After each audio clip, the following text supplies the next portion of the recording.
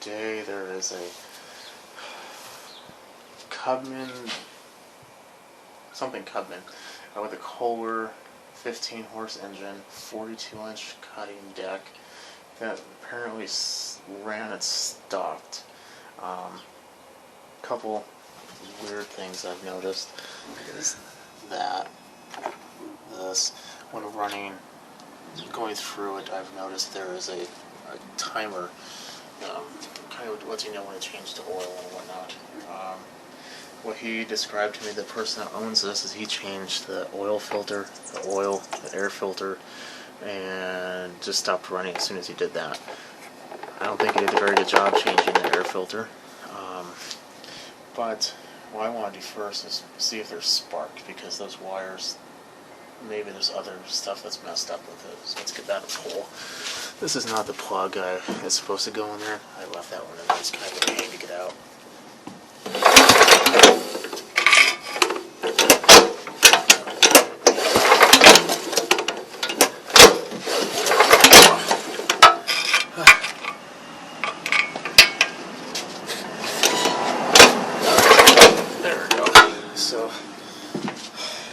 Spark. Okay, well, there's definitely compression, so I have a feeling this is part of the problem. That's the gas lid, and you can tell it has a big hole in it. And it might have been sitting outside, water went in there because it pools. Water's heavier than gas, it goes all the way through, fills the tank, or fills the bowl, and then we got it. So let us go ahead and take off the carb and see what we have. So I do not see a fuel shut off, so we're just going to clamp that with mini pliers. I'm expecting to see like 3/4 full bowl of water when I take this off. 10 millimeters. Everything on this is 10 millimeters. That's not even tight. And it fell. That's not a good sign already. Do you ever just get the feeling that you're fixing someone else's poor decisions? I do. Came off pretty easy. Oh, the filter is actually brand new too. And when to take it off, I literally have to take a wing nut off of that. 20 minutes later, we got down to it. Okay, so I'm just going to take this off. Probably will leak. See if it's... Nope. I think someone's already been in here.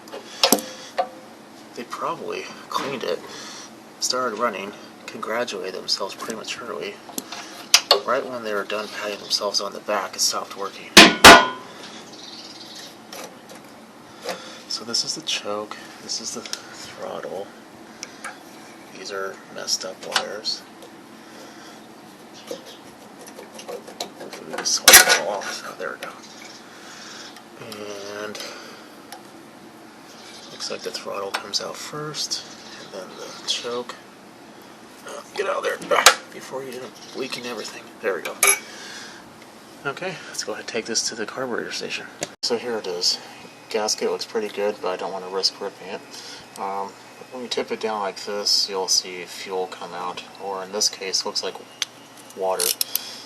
So let's take this off. There we go. That also wasn't even tight.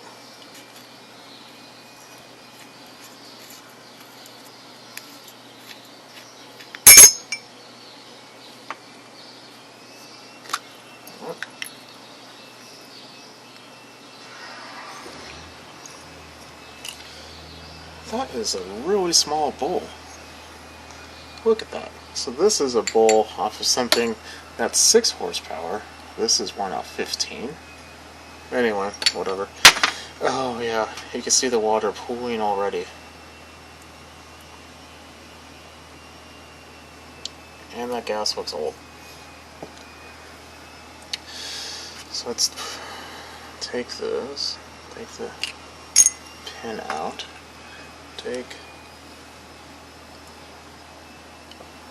so with this one, I'm just going to put the bowl, the float in. I do not want to put this type of needle in the cleaner because it's a rubber tip. Let this come off easy. Oh, it's broken.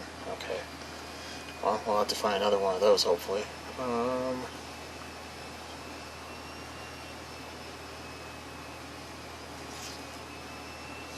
That's the jet. That one doesn't come out. Here's a jet. This one probably will, if it wasn't. I did have this little lip on it. What else comes out in this? Looks like just that. It's a pretty simple little carb. Sometimes the emulsion tube comes out, but I don't see anything. Those threads go in there pretty deep. I guess there is some garbage already in there. Yeah, I guess that makes sense. Okay. No. If you look inside there, I don't know if you can. The tube goes all the way to the top. Sometimes that means you can take off like a little screw or plate that helps you take it apart, but this one looks like it's pressed in. So yeah, I think this is about it. We'll just go ahead and put this in there. I'm gonna see if I can't take this off, kind of doubting it, and then bring you guys back when it's done. Okay, so here we are.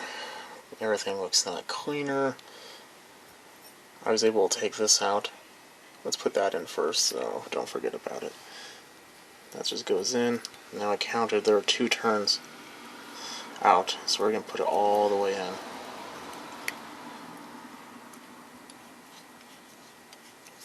And unscrew it 2 times.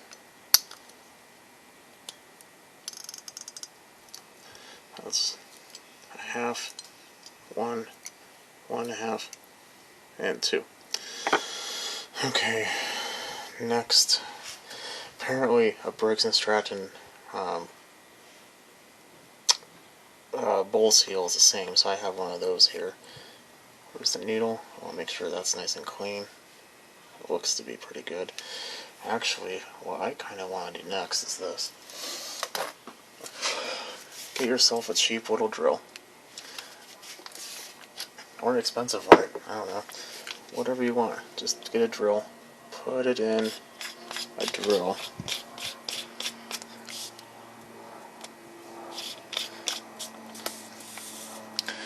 Now, if it was really bad, I probably would be putting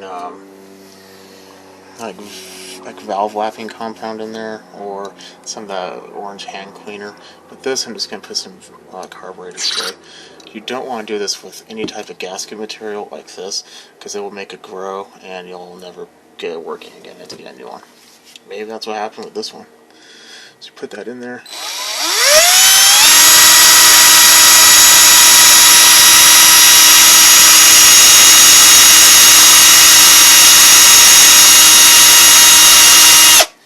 And what that does, it just kind of polishes everything into make sure it has a good seal. Because you don't want this to leak. Because what this will do is it will gravity feed fuel into the carburetor. Every ounce of fuel will go in directly to the motor, because the air filter is on top. Because usually it will either go through the air filter and on the ground if it's a level, or if it has an elbow like this one for the air filter, the only other place to go is in the motor, fills the crankcase, and you have a full motor full of gasoline oil mix. Okay, let's give this a try.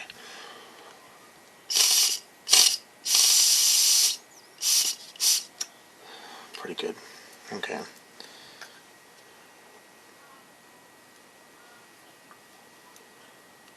It's actually surprising how perfect of a fit this was. Because if you look, it's even the width of it's good. Kind of lucky on that one. Clean that. Actually, I'm going to take that over to the wire wheel. I'll be right back. And it's better.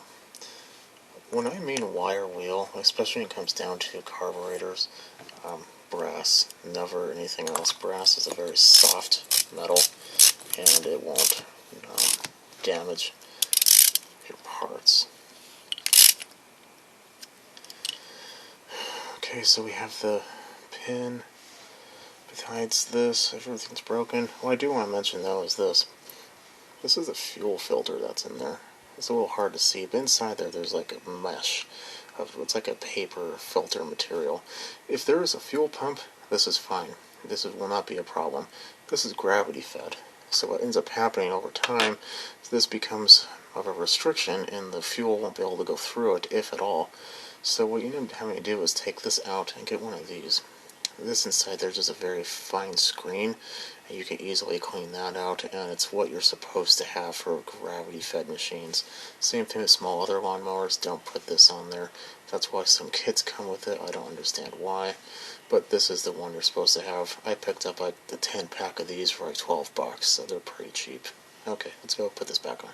Okay, so non-family friendly moments later, new fuel filter. Carb is installed and cleaned. Put this all the way on. I realized after I could have taken the two 10mm bolts off and this entire thing would come off, but whatever.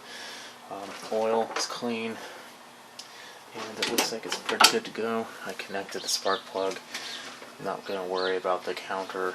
The cable though was too short, so I had one of these.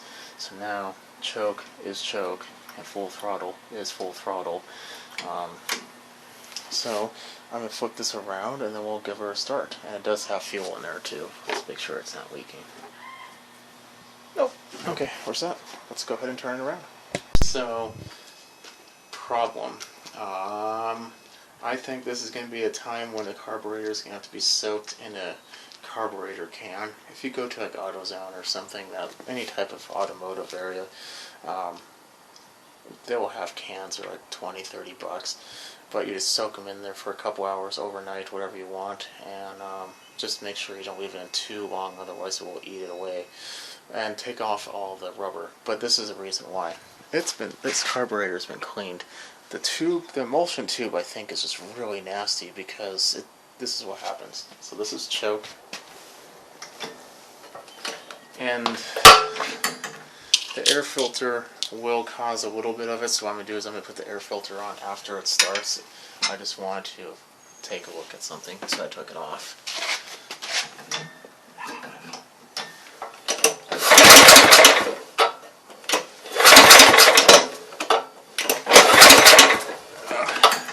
That's kind of the problem. So in here is 2-cycle fuel. Turning off the choke. Maybe a little bit more would be a good idea.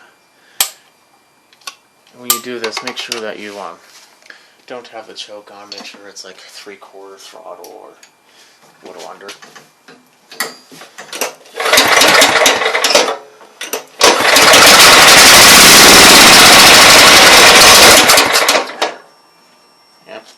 This is what it's been doing before too. Try the fluid again. If that doesn't work, it's just gonna have a whole new carburetor, because there's definitely a fuel problem.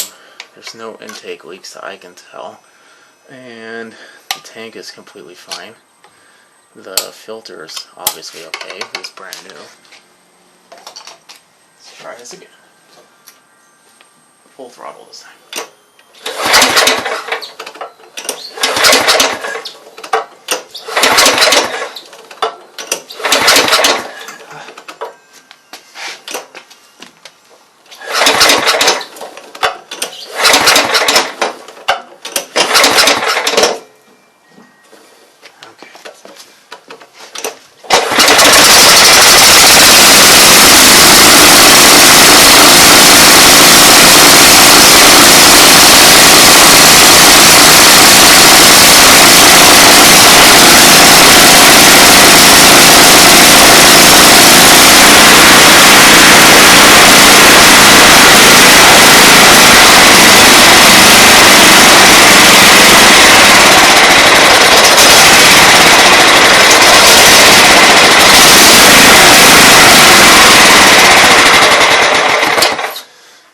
So you hear hunting, that's a sign of a lean condition. No matter what I do, can't really get it to stop. So I'm going to go ahead and give it an overnight soaking. I'll see everyone tomorrow and we'll figure this out.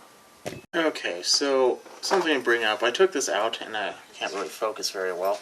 But right here, there was a Welch plug that was missing. So I had one from a Tecumseh carb kit that actually fit in perfect, so I pound that in. So hopefully that will help rectify part of our problem. But there still is a little access on the side. Okay, I'll go put it back together and bring it back.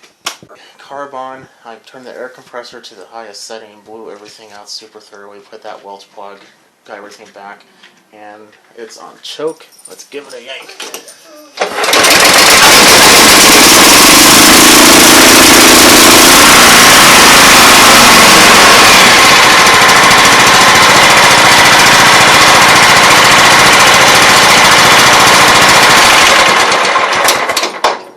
Okay, I consider that as a success.